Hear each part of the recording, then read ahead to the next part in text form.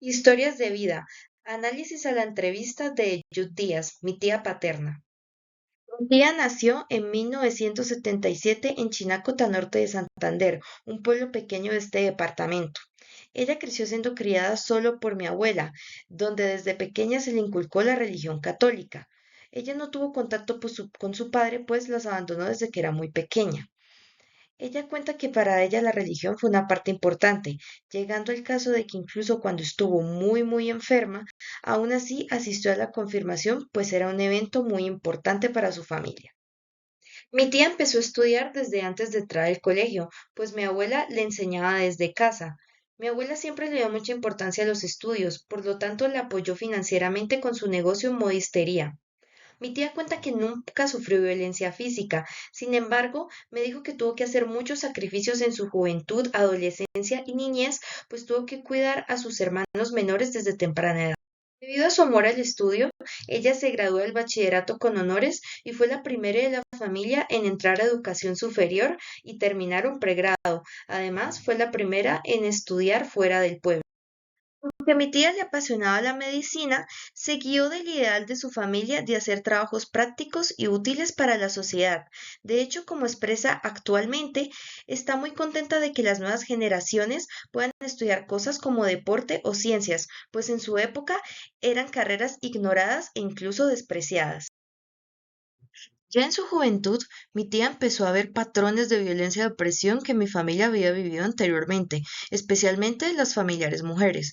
En el caso de mi abuela, es decir, su madre, ella tenía una personalidad rebelde que no encajaba con los roles de género de ese entonces, por lo tanto tuvo que abandonar sus estudios sin terminar el bachillerato, pues las monjas de su colegio la oprimían e incluso llegaban a abusarla. En el caso de mi bisabuela, es decir, la abuela de mi tía, ella murió en el parto después de haber tenido 8 hijos y se cuenta que su esposo la abusaba constantemente.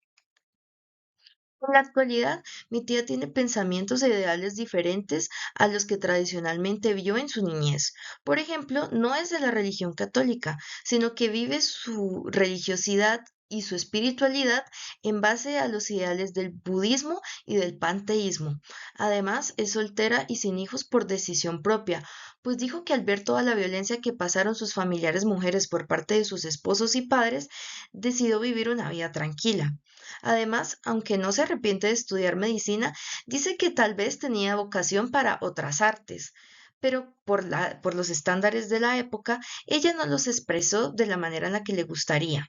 Entonces canalizó su carrera de una forma diferente, estudiando medicina funcional que se basa más en la espiritualidad y en otras partes del cuerpo que son ignoradas. Con la historia vista anteriormente, vamos a analizar la vida de mi tía desde el punto de vista del contexto histórico en el que vivió. Analizando el aspecto religioso, mi tía creció en un hogar con una gran influencia católica, lo cual era prácticamente la regla en los años 70 y 80, pues se regían bajo la Constitución de 1886 que anulaba la libertad de cultos. Ya en su juventud empezó a cambiar su espiritualidad, pues aquí ya regía la Constitución de 1999 que establecía a Colombia como un estado laico. En cuanto a familia y relaciones generacionales, mi tía nunca vivió violencia doméstica, pues en esta época la aceptación a la violencia hacia niños y mujeres se redujo drásticamente.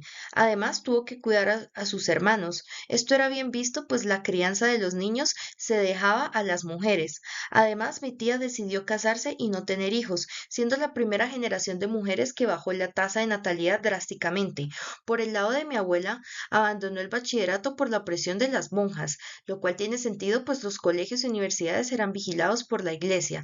En cuanto a su familia, ella tuvo hijos desde temprana edad y se dedicó a la costurería, cosas que eran bien vistas en las mujeres, pues tenían que ver con el hogar y la maternidad.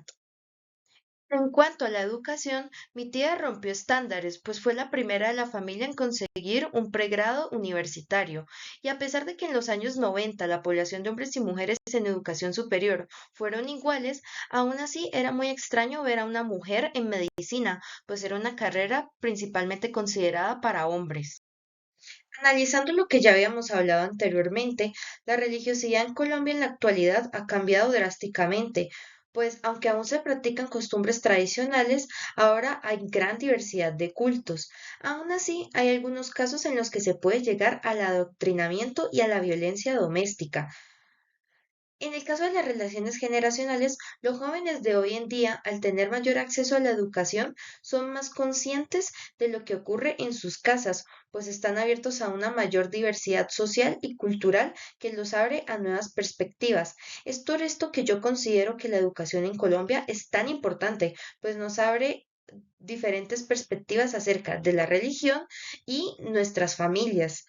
Por esta razón, me gustaría que la educación en Colombia se convirtiera en un ejemplo más importante en la vida de los ciudadanos, pues aunque los índices de escolaridad han aumentado, según la Universidad de Rosario, solo 4 de cada 10 estudiantes terminan el bachillerato y logran acceder a la educación superior, por lo que todavía hay un gran camino por delante.